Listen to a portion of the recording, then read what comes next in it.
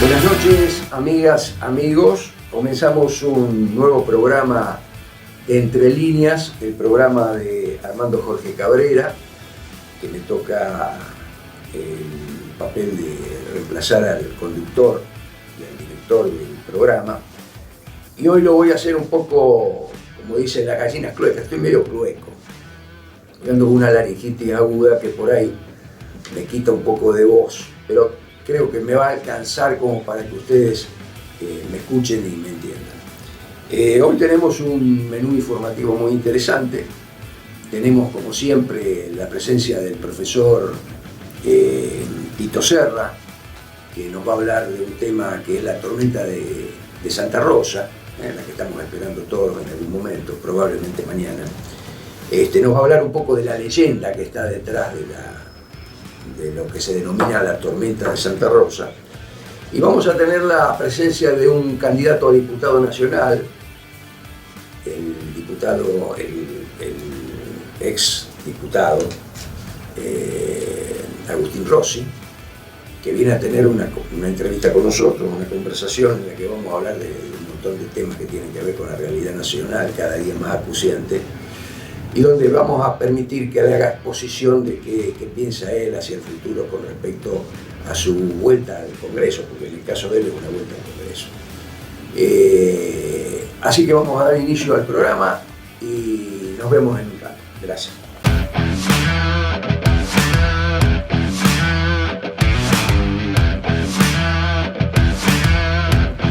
Acompáñame a conectar el LED número 77.376.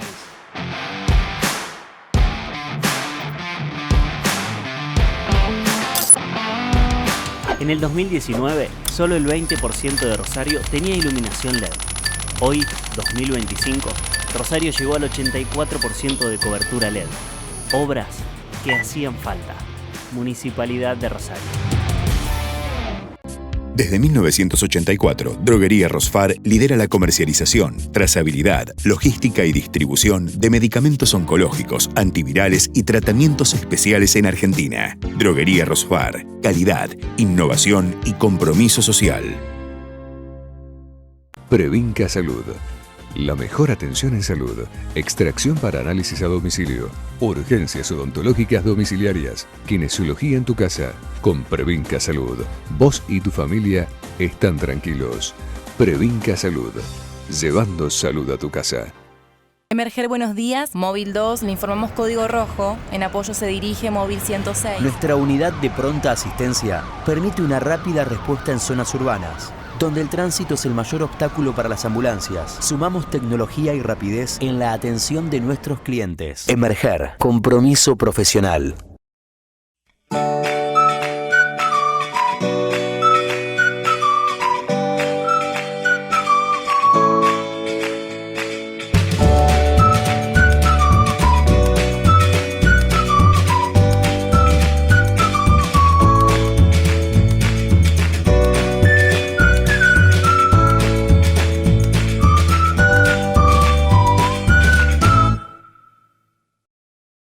Somos crecimiento, somos impulso, somos protagonistas de la historia de nuestro país. Somos Puerto, una ciudad donde se forja nuestra cultura, donde celebramos nuestros logros con pasión y orgullo. Aquí, la historia se entrelaza con el presente, la tradición con la innovación y el crecimiento con nuestra esencia.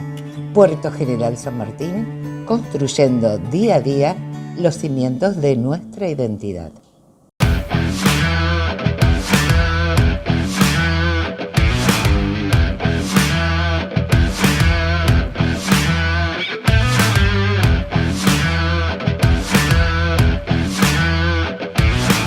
Continuando con el programa esta noche y volviéndole a pedir disculpas a ustedes por la laringitis que tengo,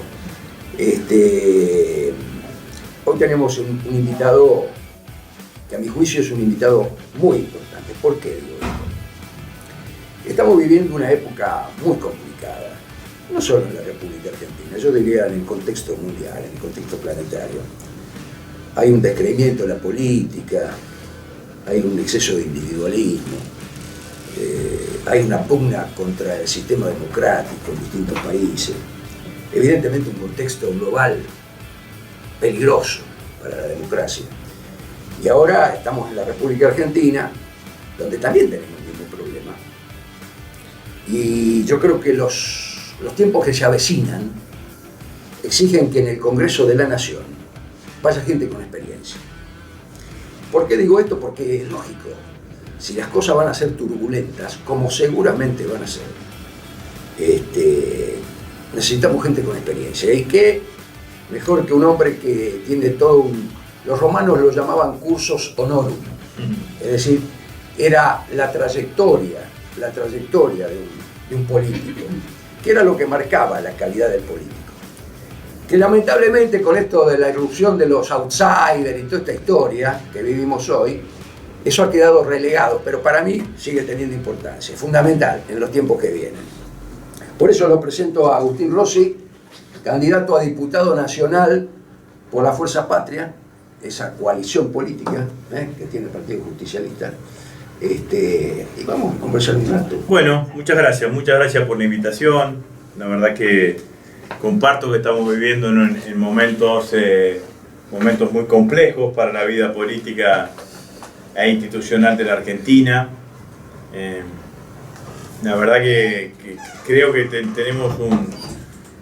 estamos viviendo una anormalidad democrática, por decirlo de alguna manera, porque este gobierno, este presidente, es un presidente que no se corresponde con sus dichos, sus actitudes y sus formas con un presidente democrático, digamos, ¿no? Entonces, me parece que eso, más la complejidad de la situación económica, que hace que muchísimos argentinos estén hoy sufriendo de esa situación económica, bueno, hace que estemos en una situación difícil, ¿no? Difícil porque además es tanta la anormalidad que existe, tanta anormalidad institucional. Ustedes saben que yo fui jefe de gabinete. El jefe de gabinete, después de la reforma en el año 94, está sindicado como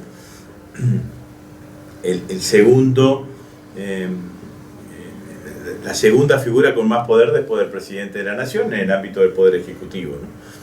Entonces, que maneja la administración. Que maneja la administración. Entonces, en la Casa Rosada, en el primer piso, está el despacho presidencial y al lado está el despacho del jefe de gabinete. Hoy el jefe de gabinete no está ahí. La que está ahí es la hermana del presidente. La jefa. La jefa, digamos, según él. Digamos, ¿no? El jefe, no le dice. El jefe, es cierto. La secretaria, le da género. La secretaria presidencial está en la secretaria general de la presidencia está en ese lugar. Y el jefe de gabinete está en el primer piso, que era el despacho que tenía anteriormente, que era el del ministro del Interior. Entonces, tenemos una situación en donde claramente hay un poder bicéfalo entre el presidente y su hermana. A veces no se sabe si conduce el presidente o conduce la hermana. Y una hermana que está muy hackeada por las denuncias de corrupción, porque cada vez que aparece una denuncia de corrupción, aparece inmediatamente el nombre de Karina Milei. Apareció con el caso Libra, apareció... Primero, ¿te acordás que aparecía cuando quien cobraba las entrevistas del presidente y el almuerzo del presidente lo cobraba Karina Milei? Y apareció con el caso Libra y apareció ahora de forma mucho más elocuente. Esto termina desnudando una cosa que veíamos venir desde hace meses. Esa palabra el desnudo, yo creo que lo que está pasando hoy en Argentina es que el rey está desnudo, que el presidente está desnudo. Ya nadie cree que el presidente está ajustando a la casta, porque la casta está enquistada en el gobierno. Al presidente el ajuste lo pagaron los jubilados, los empleados del sector público, la falta de obra pública, la falta de subsidios, fueron los elementos que más pagaron el ajuste. Y por el otro lado, el presidente es un presidente que siempre está beneficiando a aquellos sectores más poderosos de la vida económica, ¿no? A mí me pareció muy sintomático, muy emblemático cuando el presidente fue a la sociedad rural y en el mismo acto anunció que le bajaba derechos de exportación a los productores agropecuarios y que no le aumentaba a los jubilados, que iba a vetar el aumento a los jubilados. Bueno, ahí me parece que es la demostración palmaria de cuál es la escala de prioridades que tiene el presidente casi un símbolo, a la hora de gobernar. Bueno, entonces me parece que lo que tenemos es fundamentalmente es una época triste, ¿no? Porque si uno recuerda que en el 2023, que fue en el momento que fue electo el presidente, se cumplían 40 años de recuperación de la democracia, todos hubiésemos pensado que allá en el 1983, que a 40 años de vida democrática íbamos a tener una mejor calidad democrática, una mejor calidad social que la que teníamos en ese momento. Bueno, no sucedió. Hoy la Argentina está enfrentando una catástrofe económica, social y cultural. Y bueno. Ahora, vos que has estado en el Congreso, sí, has sido presidente del bloque, ¿cómo visualizás vos que dentro del Congreso haya habido tanta contemplación de parte de diputados, de la oposición cruda y de la oposición en esa negociadora, con este personaje para que llegaran a la situación de hoy? ¿Cómo lo interpretamos? No, el Congreso fue uno de los lugares en donde el presidente más agredió, ¿no? Acuérdense ustedes que el día que asume como presidente, en lugar de hablar de espalda ante la Asamblea Legislativa, habla de espaldas, ¿no? A mí me parece que además explica otra cosa, que explica lo que está pasando ahora, es que en el año 2024 cualquier cosa que decía Milei era algo que tenía algún nivel de credibilidad en el conjunto de la sociedad. La sociedad creía que el ajuste lo iba a pagar la casta, como en algún momento creyó que si se dolarizaba 1 a 1, que si vos ganabas 100.000 pesos pasabas a ganar $100.000 y ese tipo de cuestiones. Y eso tenía un impacto en los diputados y los senadores, digamos, ¿no? Entonces, por más que el presidente los descalificaba, les decía casta, nido de corrupción, degenerados fiscales y demás, había un grupo de diputados que agachaba la cabeza con un brutal síndrome de Estocolmo y le terminaban votando todas las iniciativas, como por ejemplo que fue la ley base, ¿no? Y como por ejemplo fue que no pudimos derogar el DNU 70/2023 y tampoco pudimos... Que fue para mí la bomba esa, ¿viste? Cuando vos tirás la primera bomba. Que es inconstitucional. Sí, que... entonces, lo que pasó en ese momento, y que explica también la conducta del gobernador de la provincia, ¿no es cierto?, que hizo seguidismo mileísta durante todo el 2024, firmó el pacto de mayo en Tucumán, que no fue en mayo sino que fue en julio, pero bueno, todo ese paquete, lo que yo llamo los que están en el medio, me parece que lo que sucede ahora este año tiene que ver con eso de que digo que el rey está desnudo, es que el rey está desnudo, el presidente está desnudo, la sociedad no le cree, empieza a haber hartazgo social y los sectores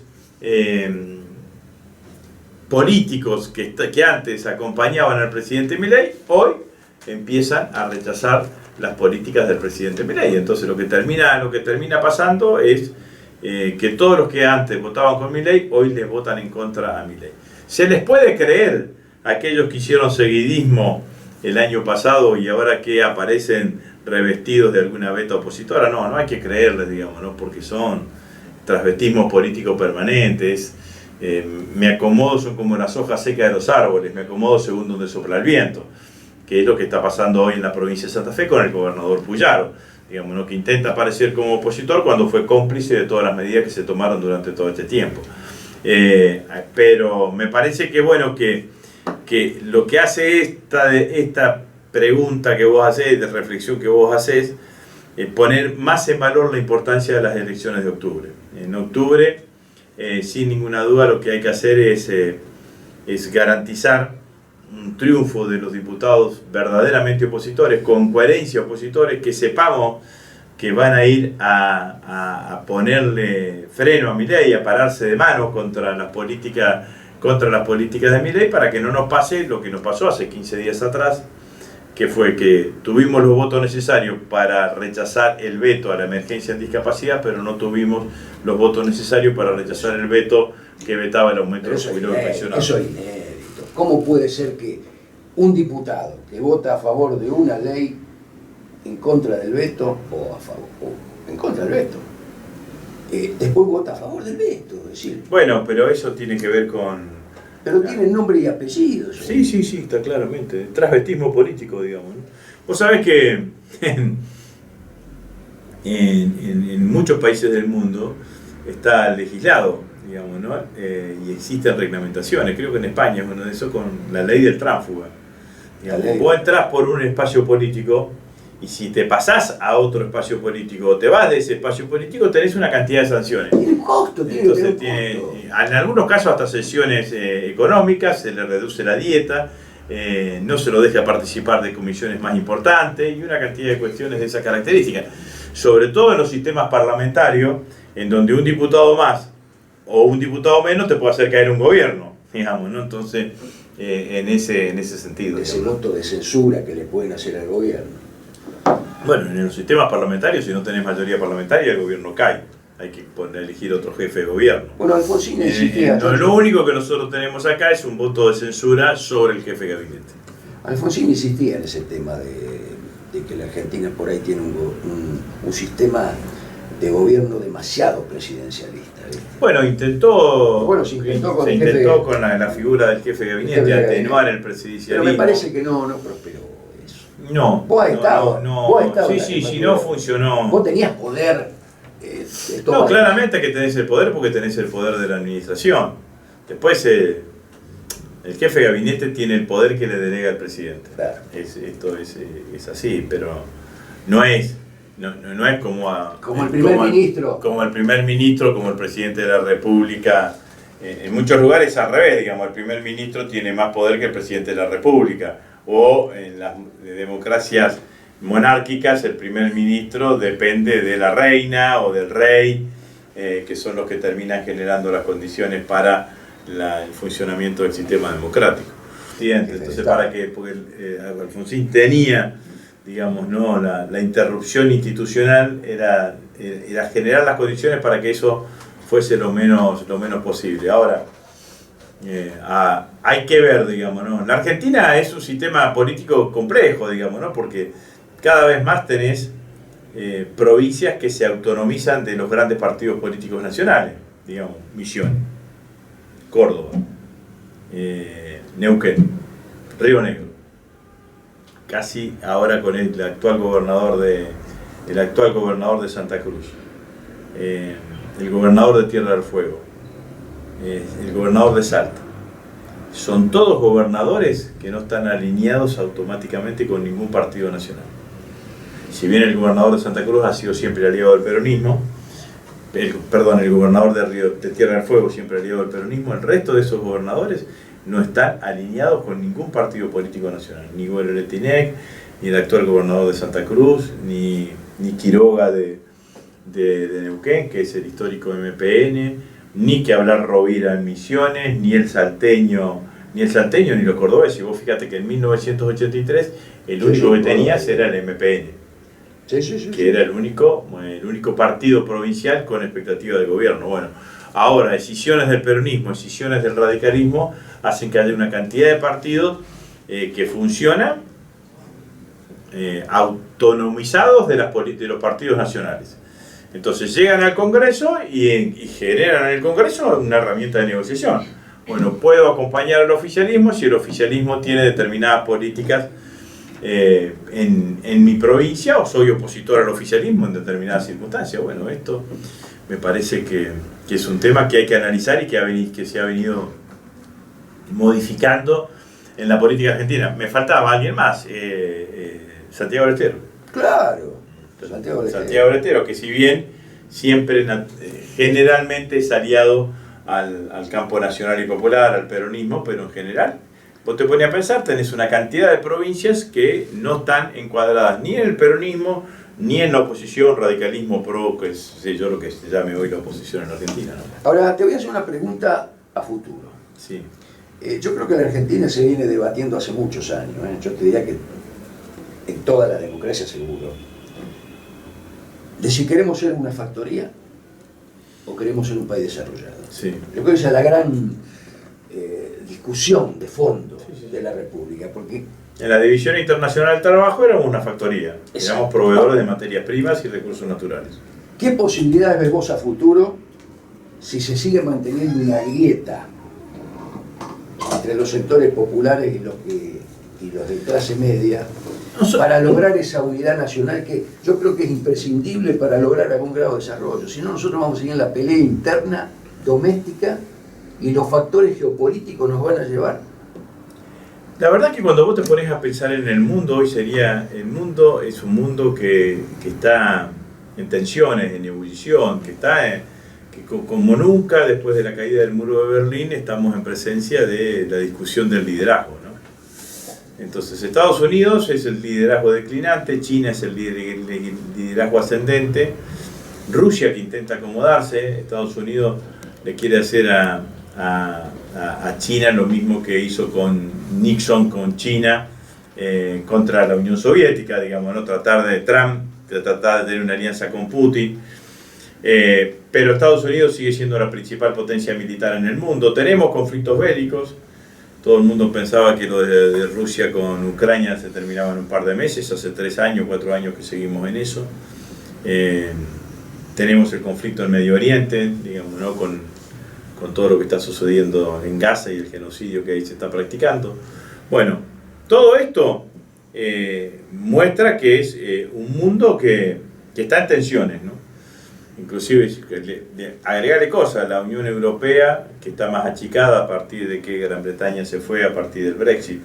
Entonces, un país como la Argentina, que tuviese un gobierno con cabeza amplia y que se operase ideológicamente en el contexto internacional para defensa de los intereses de los argentinos, bueno, sería una enorme oportunidad. Pero bueno, este gobierno se alineó directamente con los Estados Unidos.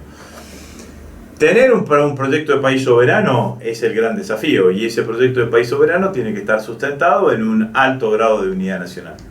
Bueno, me parece que además en esta coyuntura la necesidad de reconstruir la Argentina va a necesitar de no solamente los sectores del peronismo y aliados, sino de todos. Yo ayer en Buenos Aires dije, o anteayer en Buenos Aires dije que teníamos que hacer un gran frente nacional que vaya desde la izquierda hasta los desencantados del PRO, digamos, ¿no? Para tratar de construir en base a denominadores comunes, digamos, ¿no? Pero hay que sacar la Argentina adelante. Ahora, ¿cuál es el modelo de país? Ningún país con la cantidad de habitantes que nosotros tenemos crece con igualdad social si no tiene desarrollada una industria. Entonces necesitamos fundamentalmente un país que proteja la industria, que desarrolle la industria, que genere valor agregado, que tenga en su mirada. Mira, yo estoy trabajando para cuando sea diputado un proyecto que es similar a lo que existe en Noruega del Fondo Soberano. Sí, Noruega tiene el Fondo Soberano que está integrado con parte de los recursos que sacan de la exportación de los hidrocarburos. Desde la década de los 60. Y ese Fondo Soberano está destinado a fortalecer el sistema jubilatorio actual y el sistema jubilatorio futuro. Empezó como sistema previsional. Claro, el sistema provisional. Entonces lo que nosotros tenemos que hacer fundamentalmente es buscar algún sistema de esas características, ¿no? Hablamos de los recursos naturales, hablamos de vaca muerta, hablamos del litio, hablamos de los minerales, tenemos todo lo que significa la riqueza de nuestro campo, de nuestro sector agropecuario. Hay que ver cuánto de eso se destina fundamentalmente al sistema provisional. Claro, de eso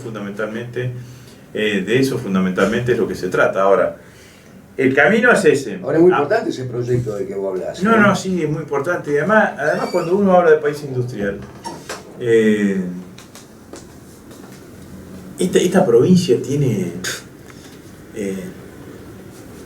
condiciones. Tiene absolutamente condiciones, digamos, ¿no? Entonces vos, por ejemplo, te vas a Sastre, y en Sastre te encontrás, además de otras cosas, con la empresa que mayor cantidad de trabajadores tiene. Es una empresa que fabrica patitas para somier y se distribuye en toda la Argentina, digamos, ¿no? Entonces hay cultura industrial en la Argentina, hay cultura industrial en Rosario también, y en la provincia. Vos sos ingeniero. Y en la provincia de Santa Fe. Entonces eso es fundamentalmente lo que nosotros tenemos que potenciar, con un programa económico que sea un programa económico que compatibilice las cosas, digamos, ¿no? Porque ahora por ejemplo, mira, no voy a dar el nombre, pero todos se van. La empresa de electrodomésticos más importantes de la ciudad de Rosario y alrededores tenía, finalizando el 2023, 1.600 trabajadores, hoy tiene 1.000. ¿Puedo decir Liliana? No dije que iba a dar el nombre. No, pero no, sí. No hay problema. 1.600 a después 1.000 pago. a 1.000 trabajadores, digamos. Bueno, esto es lo que pasa. Y lo que pasa además que después cuando Lumilagro es la empresa de termos más reconocida en Argentina. Claro. Le abrieron la importación indiscriminada de termos. ¿Qué hizo Lumilagro? Redujo un tercio el personal.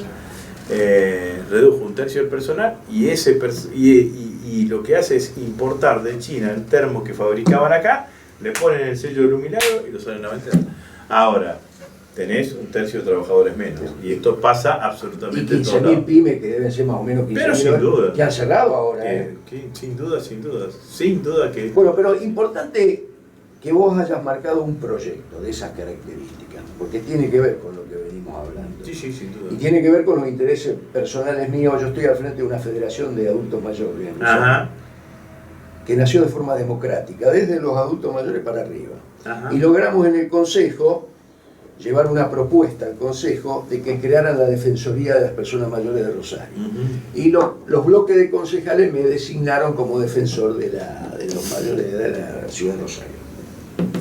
A nosotros todo esto que tiene que ver con el Fondo Soberano, porque ese fondo de garantía de sustentabilidad, cuando nace en la época de Kirchner, nace con el objetivo de crear un fondo soberano. Sí, claramente. Después los distintos gobiernos, algunos vinieron a hacer negocios particulares, como fue el del último gobierno, el gobierno macrista, que hicieron negocios con Qatar, que todavía está en la justicia eso.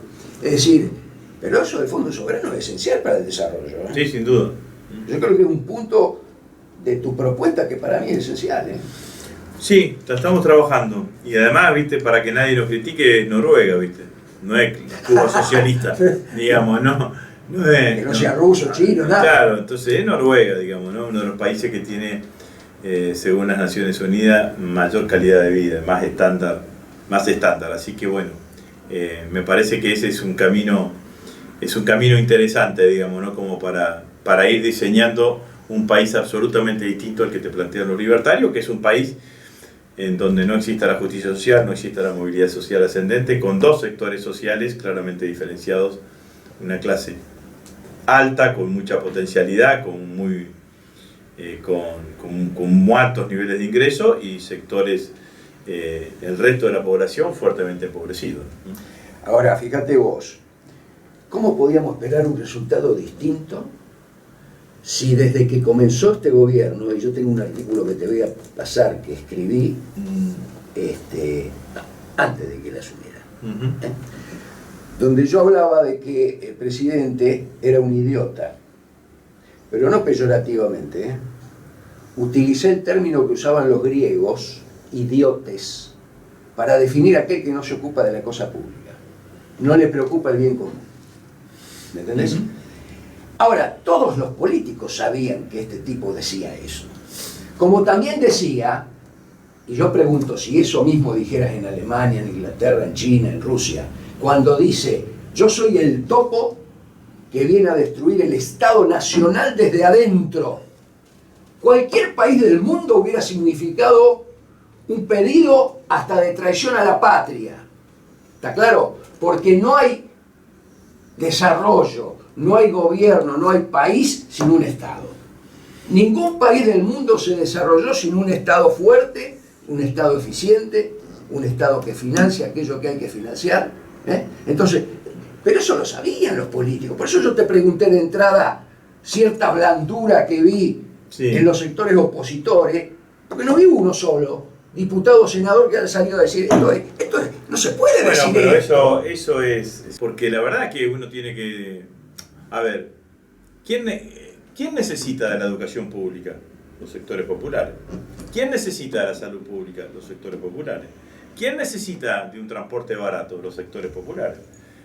Los sectores de clase media alta tienen su propio auto, tienen las mejores prepagas, y seguramente sus hijos van a escuelas privadas y a universidad privada. Entonces, el proyecto del Estado chico es un proyecto de los sectores de clase alta, porque claramente el tipo que tiene... ¿Para qué yo voy a alguien que manda a sus hijos a escuelas privadas y universidad privada dice, ¿para qué voy a financiar la educación pública yo? si yo pago para que mis hijos vayan a ese lugar? Entonces, cuando hay un presidente que te dice que voy a destruir el Estado, en realidad te está quitando la única posibilidad que tienen los sectores populares de generar condiciones de ascenso social.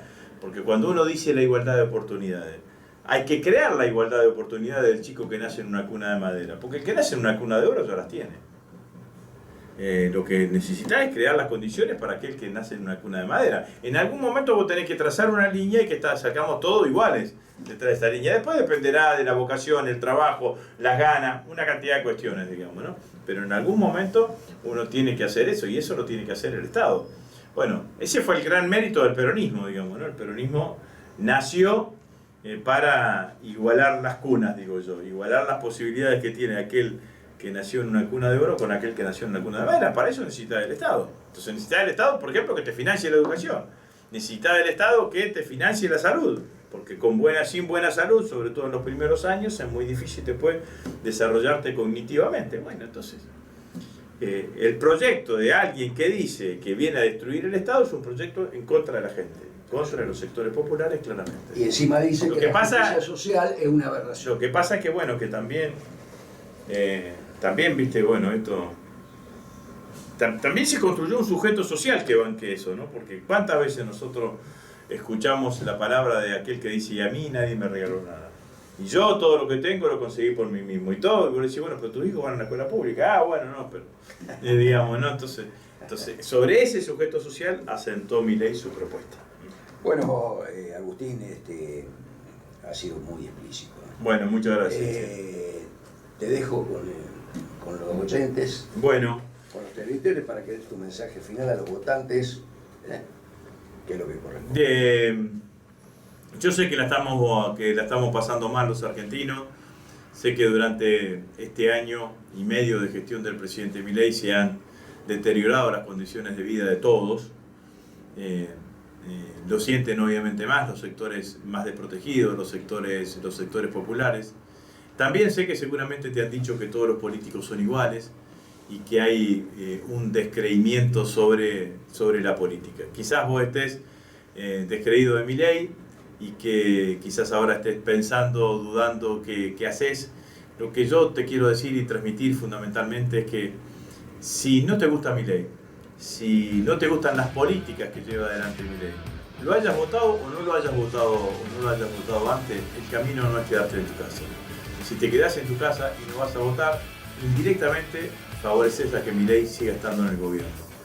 Levantate ese día con ganas, con alegría, con energía y votá al candidato de la oposición que mejor te parezca. Yo te ofrezco la lista que encabeza Carentet, que yo estoy en segundo lugar, que es la lista del peronismo, que es el partido político opositor más fuerte que existe hoy en Argentina y que juntos te planteamos reconstruir una esperanza, un sueño, una utopía. ¿Qué sueño, qué utopía? De la Argentina que vivieron muchos antes que nosotros, que vivieron nuestros padres, de la movilidad social ascendente, de la justicia social, la Argentina del trabajo, la Argentina de la producción y de la actividad. Gracias, Agustín. Y a todos ustedes les digo que culminamos la invitación a Agustín Rossi y le agradecemos su presencia y que se haya tomado este tiempo con nosotros. No, muchas gracias a ustedes por la invitación. Gracias, Agustín.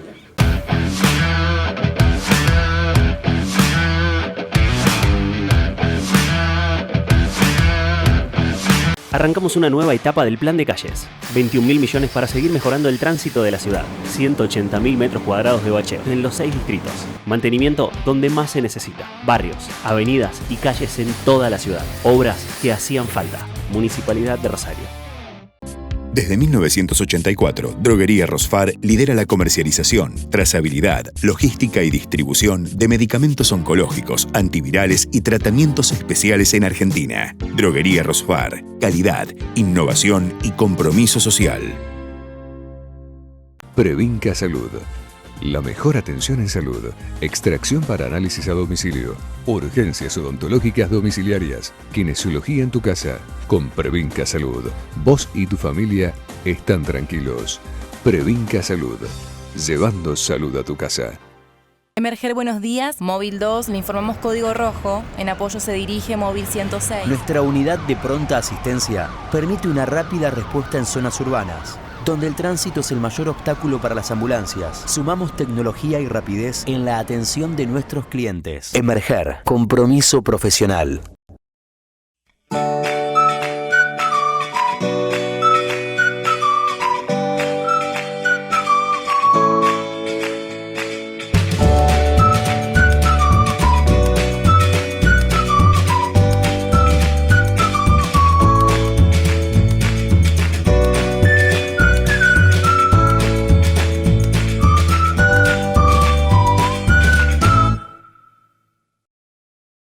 Escuchar para legislar, dialogar para garantizar derechos y construir una provincia más justa. Cámara de Diputados de la provincia de Santa Fe.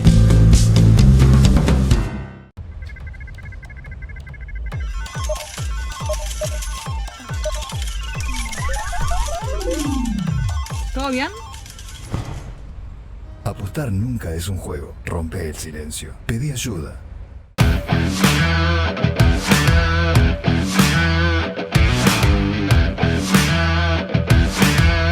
Continuando con el programa, vamos a pasar ahora a lo que hacemos habitualmente, que es la presencia del profesor Vicente Tito Serra, gran historiador, que nos viene a hablar de un tema que de alguna manera está cobrando actualidad, porque todos los años esperamos la tormenta de Santa Rosa, que suele aparecer los últimos días de agosto, principios de septiembre, en general, con algunas excepciones.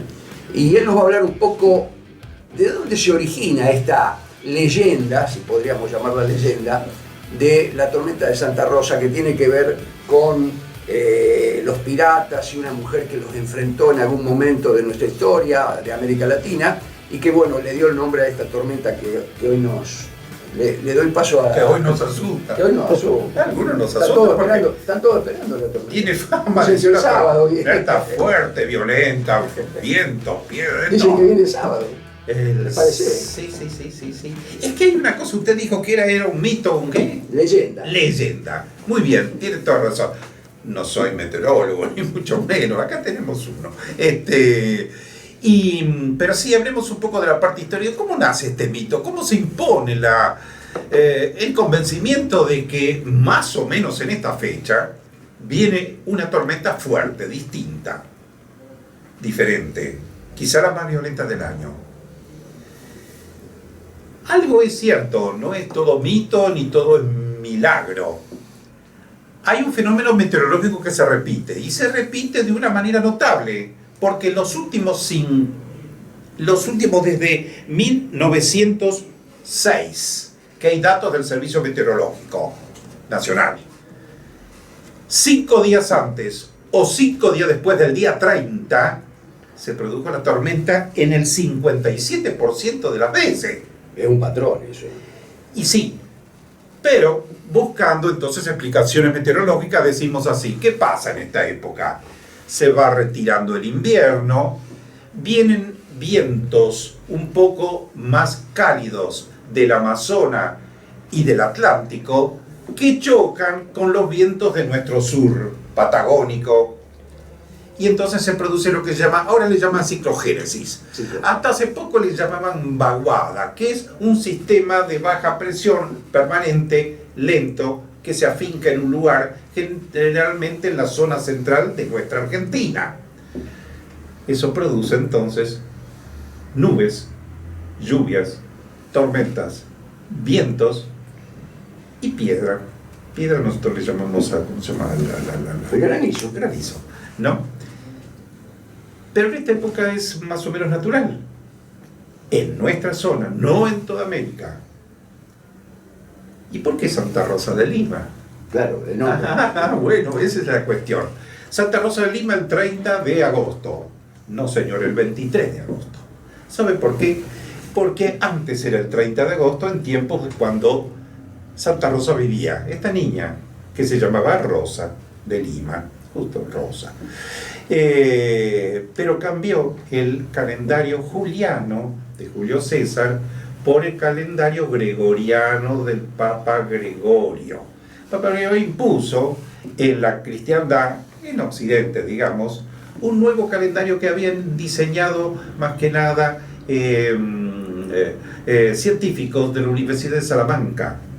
matemáticos, científicos, entonces habían hecho un cálculo mucho más exacto de la duración del año, de los equinoccios, de los años bisiestos, y entonces variaron la fecha. De 23 se pasó a 30, o mejor dicho, de 30, la iglesia ahora festeja, conmemora Santa Rosa de Lima, el día 23 de agosto. Pero ¿quién era Santa Rosa de Lima? Era una niña que en eso que llamaban la ciudad de los Reyes, Lima, la capital más grande de América del Sur, lo sigue siendo en tamaño. Supera a Buenos Aires, solamente compite con México. Es muy grande Lima, ¿no?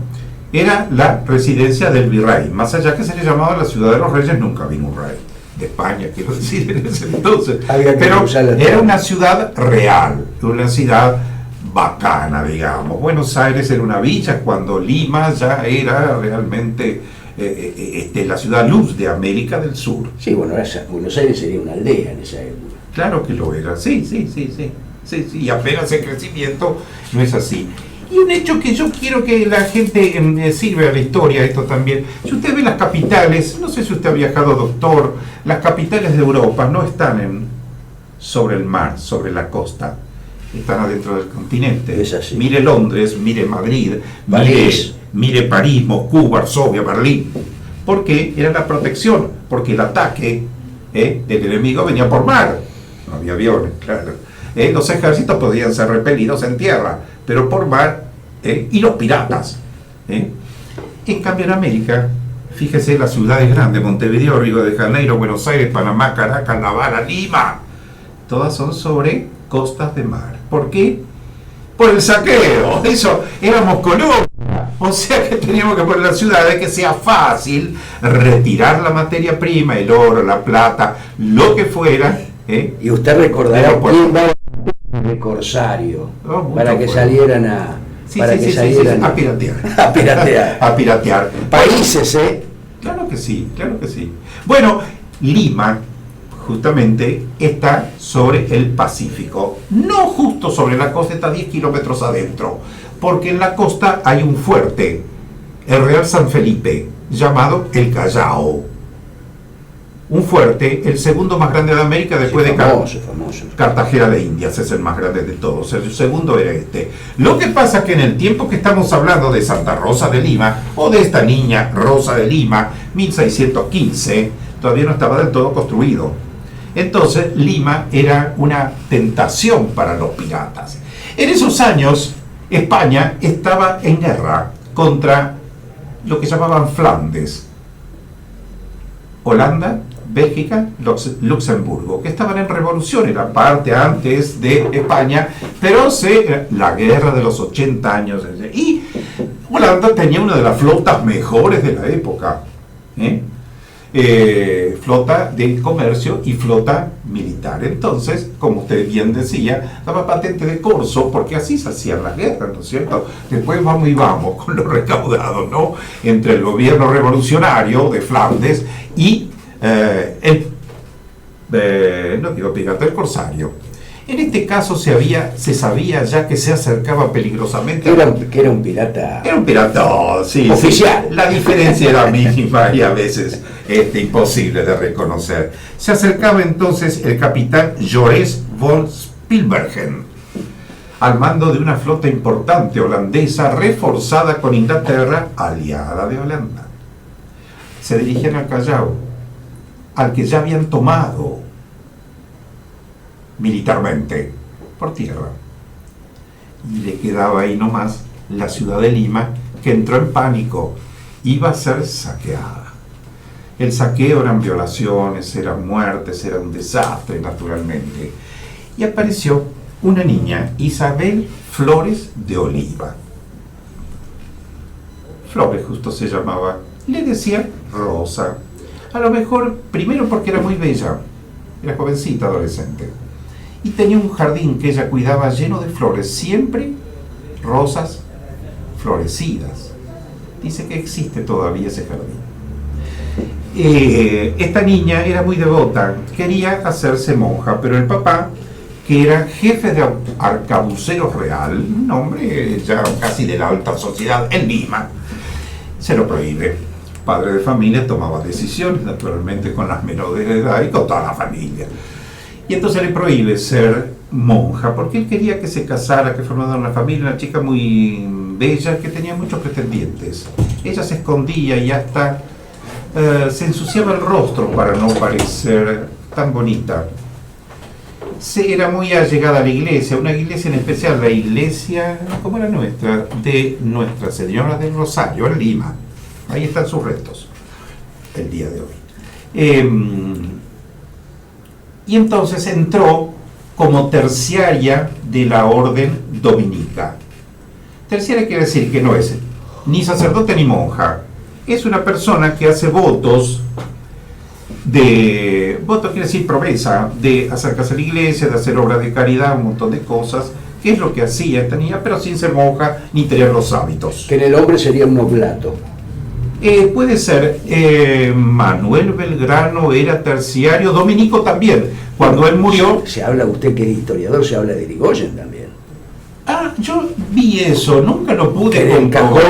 En el cajón, bueno, a Belgrano lo velaron con el hábito dominico. Y a Eva Perón, que era terciaria franciscana, eso no lo sabía, con el hábito de San Francisco de Asís, era terciaria franciscana, no Perón Evita, Esta chica entonces era terciaria, hacía obras de caridad, se hacía azotar por una sirvienta, era gente de plata. ¿Saben por qué? Dice, para sentir el dolor que sentían los mitayos, los indios mitayos, sometidos en los socavones de las minas de oro y plata. Ella quería sufrir junto con ellos. Pero bueno, pues llegaban los piratas a todo esto, los corsarios holandeses e ingleses. Y ella entonces se fue a la iglesia, esta donde están sus restos, de Nuestra Señora del Rosario, y empezó a orar.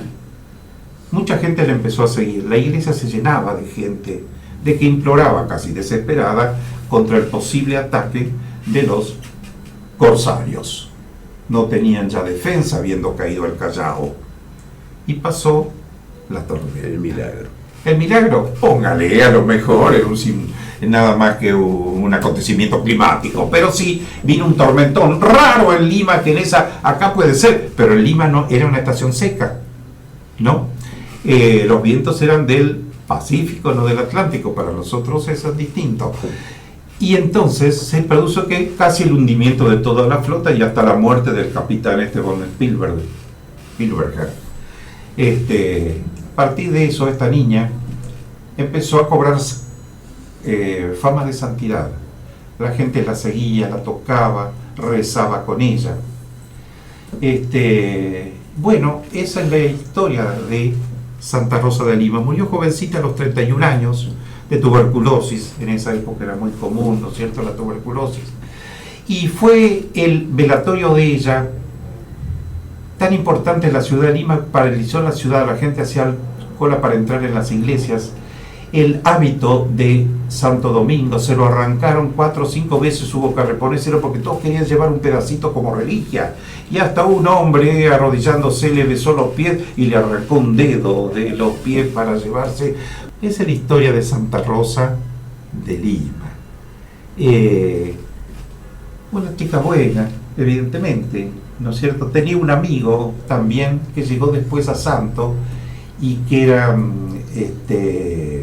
San Martín de Porres, también enterrada junto a ella en esa catedral llamada de Nuestra Señora del Rosario en Lima. Y viene un recuerdo también para nuestra independencia argentina.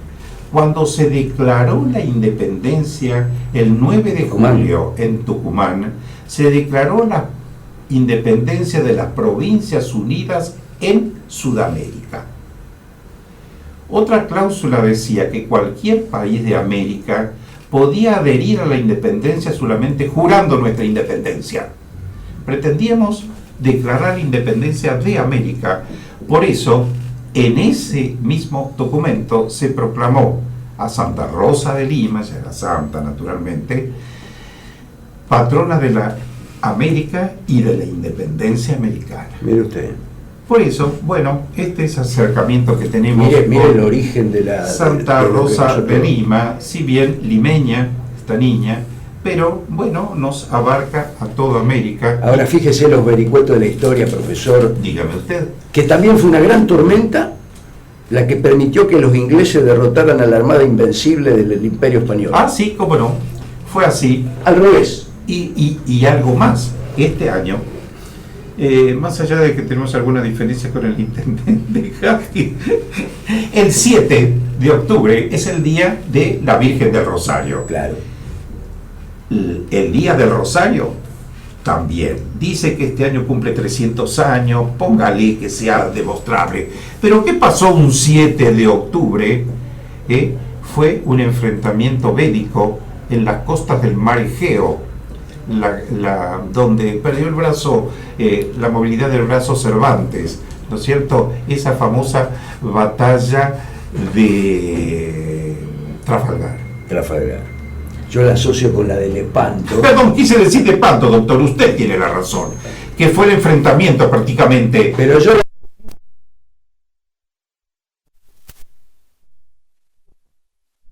Sí, era guerrero, ¿no? En otra guerra. Pero acá Lepanto fue la derrota del Imperio Otomano, que dice que en ese momento el Papa se había dirigido a una virgen que sería la Virgen del Rosario, también llamada auxiliadora de los cristianos, y logró a partir de eso un milagro. ¿Cuál fue el milagro? El cambio de vientos, que era una flota que era a base de vela, ¿no es cierto? Claro, el viento cambia la historia. ¿Cómo también. pasó acá? Bueno, esa es la tormenta de Santa Rosa. Cuando entraban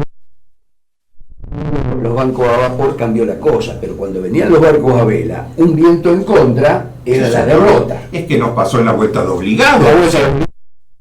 Una derrota, ¿cierto? Sí, señor. Bueno, este es nuestro recuerdo de la tormenta. Milagroso, no, como quiere usted. Pero recuerdo también a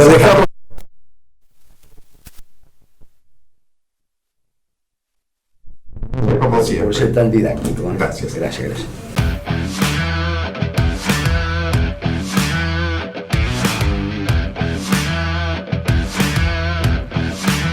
Desde 1984, Droguería Rosfar lidera la comercialización, trazabilidad, logística y distribución de medicamentos oncológicos, antivirales y tratamientos especiales en Argentina. Droguería Rosfar, calidad, innovación y compromiso social. Previnca Salud. La mejor atención en salud. Extracción para análisis a domicilio. Urgencias odontológicas domiciliarias. Kinesiología en tu casa. Con Previnca Salud. Vos y tu familia están tranquilos. Previnca Salud. Llevando salud a tu casa. Emerger, buenos días. Móvil 2, le informamos código rojo. En apoyo se dirige Móvil 106. Nuestra unidad de pronta asistencia permite una rápida respuesta en zonas urbanas, donde el tránsito es el mayor obstáculo para las ambulancias. Sumamos tecnología y rapidez en la atención de nuestros clientes. Emerger, compromiso profesional.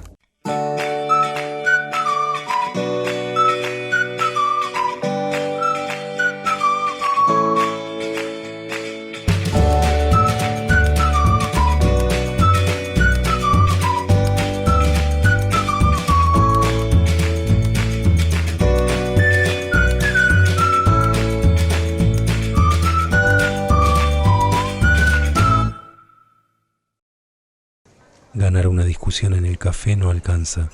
Hay una acción que vale más que 1000 palabras. Votar. Este 29 de junio, vota. Consejo Municipal de Rosario.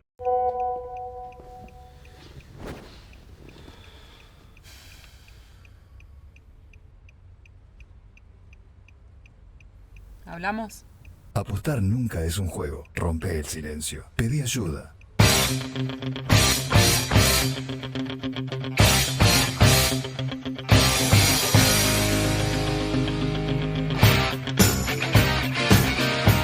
En PopWeb trabajamos con inteligencia artificial. Y yo misma, que soy un producto digital, soy una muestra de esta fascinante herramienta. Con avatares como el mío, su empresa puede dar a conocer todos sus servicios de una manera elegante y profesional. Contáctenos y genere contenidos de la más alta calidad para sus redes sociales. Lo esperamos en popweb.com.ar. Cumplido con la información que le habíamos dicho al comienzo del programa, Quiero agradecer al profesor Serra, siempre tan elocuente con respecto a esto de la tormenta de Santa Rosa, un hecho que normalmente es desconocido por todos nosotros. Y quiero agradecer también la presencia del candidato a diputado nacional, Agustín Rossi, que creo que tuvo una intervención interesante, porque un hombre con experiencia, y yo creo que los tiempos que se vienen, a no muy largo plazo, los tiempos que se vienen son tiempos que yo llamo tumultuosos, es decir, van a ser tiempos complicados. Y yo creo que cuanto más gente con experiencia haya en el Congreso Nacional, tanto de senadores como de diputados, va a ser muy importante en ese tumulto, en esa situación compleja a la que va sin ninguna duda la República Argentina. Gracias a ustedes, disculpen que mi voz no haya sido la habitual y nos vemos la semana que viene. Chao.